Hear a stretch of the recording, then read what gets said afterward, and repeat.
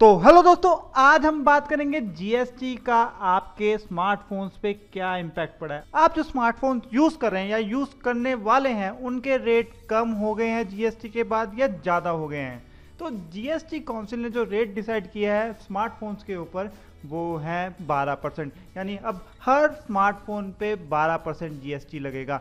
पहले क्या होता था, पहले अलग अलग स्टेट के हिसाब से अलग अलग टैक्स लगते थे। तो स्टेट्स थी जैसे कि दिल्ली, उत्तर प्रदेश, राजस्थान, गुजरात पे 14% वैट लगता था, जबकि कर्नाटक, केरला और 29 अदर्स यूनियन टेरिटरीज और स्टेट्स पे 5% वैट था। यानी कि अगर हम कंपेयर करें तो जो 29 स्टेट्स या यूनियन टेरिटरीज हैं उनमें 5% की जगह अब क्या टैक्स रेट हो गया 12%। यानी वहां पे मोबाइल फोन्स के रेट बढ़ गए हैं। बट अगर हम बात करें दिल्ली की, राजस्थान की, उत्तर प्रदेश की, वहां पे 14% से रेट घट के कितने हो गए हैं 12%। यानी वहां पे रेट घट गए हैं। तो इसका इम्पैक्ट क्या पड़ा है? इसका सबसे ज्यादा इम्पैक्ट पड़ा है ऑनलाइन सेल वालों को।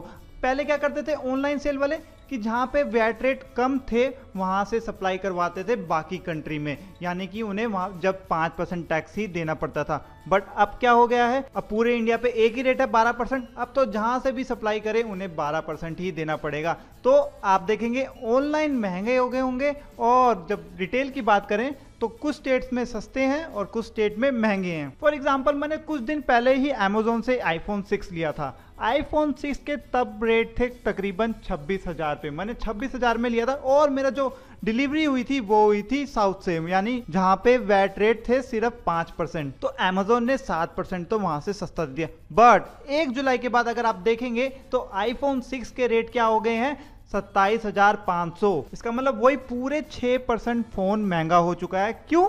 क्योंकि जीएसटी के रेट यूनिफॉर्म हो चुके हैं। अब उन्हें भी 12% देना पड़ेगा जीएसटी एज कंपेयर टू 5% जो वो पहले देते थे।